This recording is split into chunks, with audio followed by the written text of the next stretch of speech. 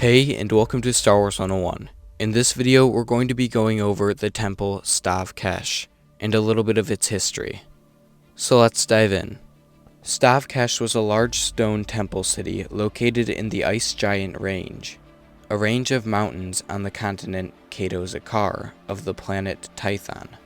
The Tho-Yor pyramid ship that brought the first pilgrims to the Ice Giants in the year 36,453 BBY, or before the Battle of Yavin, buried itself in the mountains, and the Jedi Order built their own temple structures near the summit.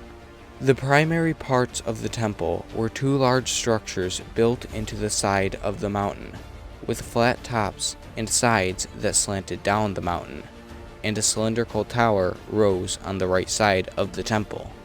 Open courtyards for combat training took up much of Stav Kesh's upper exterior. Sandstone buildings were constructed all the way up the mountain slope, forming buttresses and cliffs of smooth stone, and windows and balconies dotted the surface of the mountains. A waterfall ran down the surface of the mountain and the city, and an incredibly long staircase ran from the plains below to the top of the temple. Canvas window shades and pennants of dozens of colors were also a common sight, and the Force had a particularly strong presence at Stav Kesh. A significant cave system existed beneath the temple, which was warmed by magma lakes, and the Jedi maintained hydroponic gardens there, where they grew fruits and vegetables. In 36,453 BBY, the Tho-Yor arrival occurred. The 8 Tho-Yor pyramid ships brought Force-sensitive philosophers, warriors, scientists, artists, and scholars of many species from across the galaxy to the planet Tython, and scattered the pilgrims across the surface. One of the Tho-Yor traveled to the Ice Giant Range, a range of mountains on the continent of Keto, and deposited its passengers before burying itself in the mountains. By the year 36,019 BBY, Stav Kesh, the Temple of Martial Arts, had been constructed by the Jedi Order, as the pilgrims called themselves, and it was one of the 9 Jedi temples that had been constructed around or near the 7 other Tho-Yor, and the 9th and largest Tho-Yor. By that time, the Jedi had established the tradition of the Great Journey, which saw young Jedi known as Jedi Journeyers travel the surface of Tython and visit each temple.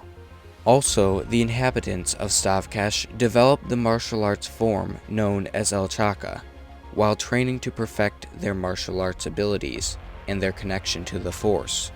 Many Jedi jokingly claimed that Alchaka had been developed simply to keep warm at Stav Kesh, due to it being so high up in the mountains.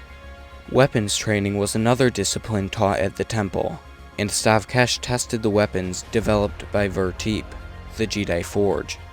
Roop was the temple master of Stav Kesh around the year 27,987 BBY.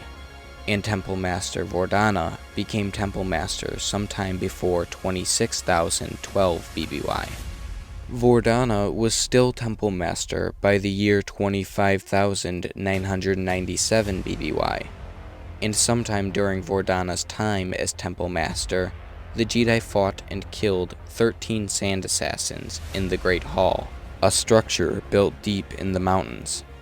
By the year 25,802 BBY, the Temple Master of Stav Kesh was a Talid named Lahamai, and the Nogri Tave served as Assistant Temple Master. One of the Jedi Masters at Stav Kesh, the Zabrak Kinnaid, developed a machine known as the Darosphere. The Darosphere, a predecessor to the later training remote used by the Jedi Order, was a small sphere that acted as a sparring partner for trainees and delivered stun charges on contact. The sphere saw significant use at Stav Kesh, and one of Kinnaid's students nicknamed the sphere Jedi's Bane. In 25,802 BBY, the journeyers Lannery and Dalian Brock arrived at Stav Kesh, and they joined a group of journeyers who were already being trained by the temple's instructors. During one training session with the Darosphere, Dalian Brock, who was not Force sensitive and in fact despised the Force itself, tried to use a blaster against the sphere when he became fed up with it, and several trainees were almost killed in the chaos when the unskilled Brock opened fire aimlessly. Brock lied about the event when questioned, but despite his sister's protests, the masters at the temple could sense that Brock would never be a Jedi, and did not want to be one. The two spent several weeks at Stav Kesh before departing, and Dalian was trained separately by Master Tav when the other journeyers were instructed by Kinnaid in the use of force weapons.